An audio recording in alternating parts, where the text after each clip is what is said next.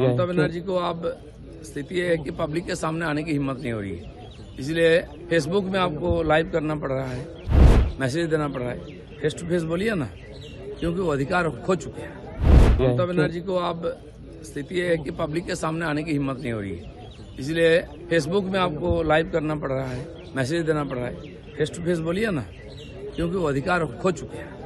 ममता बनर्जी और एक बात कहा है कि जिस तरह से घरों को डेमोलिश किया जा रहा है, हम लोग भी एक कल्याणी एक्सप्रेस किया था और 40 से ज्यादा घरों को हम लोग दूसरी जगह पे शिफ्ट करके उनको नया घर दिया गया। ऐसा कि अवैध रूप से घर बनाया था क्यों?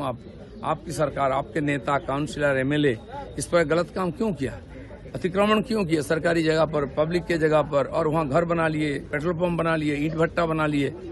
अभी हटा लो, नहीं तो सरकार मजबूर है लोगों को राहत देने के लिए, रास्ता साफ करने के लिए हमें तो कुछ ना कुछ करना पड़ेगा। अब अभिषेक बनर्जी जो हलफनामा दिए थे इलेक्शन कमिश्नर के समय, इलेक्शन के समय, तो उसमें देखा गया था कि उन्होंने कोई बैंक अकाउंट नहीं, उनका खुद का घर कुछ नहीं है।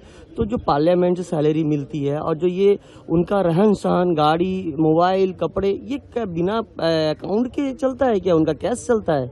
लोग जानते हैं यहाँ का बालू का पैसा कहाँ जाता है, कोयले का, गाय तस्करी का। ज्यादा सच्चाई मत दिखाइए, जो वास्तव वही बोलिए।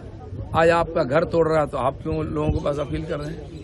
तो ये सारी बात ढोंग है, सब जानते थे, अब सब निकलेगा, सब सामने आएगा। फौलता इलेक्शन के बाद ये भारी जो चुनाव में जो संख्या में वोट मिला है, फौलता के आप लोगों के जो जीते हैं बीजेपी का विधायक, उनको प्रधानमंत्री भी दिए हैं, शुभेच्छा दिए हैं, क्या बताएं? फौलता के जनता एक सवाल और कि आप सोचे थे, आप तो बहुत बुजुर्ग पॉलिटिशियन है, आप सोचे थे कि 4 नंबर पे आ जाएगा पुष्पा?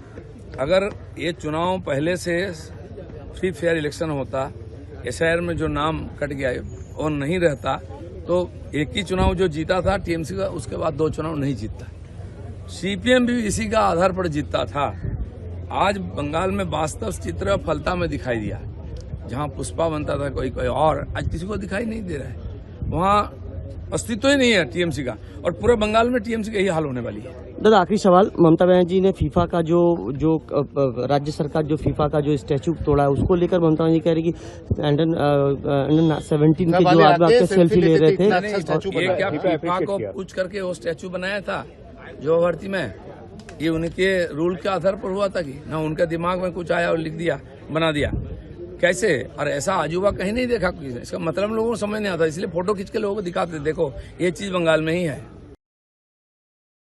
राजनीति हो या क्रिकेट, देश विदेश की ब्रेकिंग हो या आपके मोहल्ले की बड़ी खबर, सब मिलेगा एक ही ऐप में, सबसे तेज और भरोसेमंद। अभी डाउनलोड करें दैनिक भास्कर डिजिटल।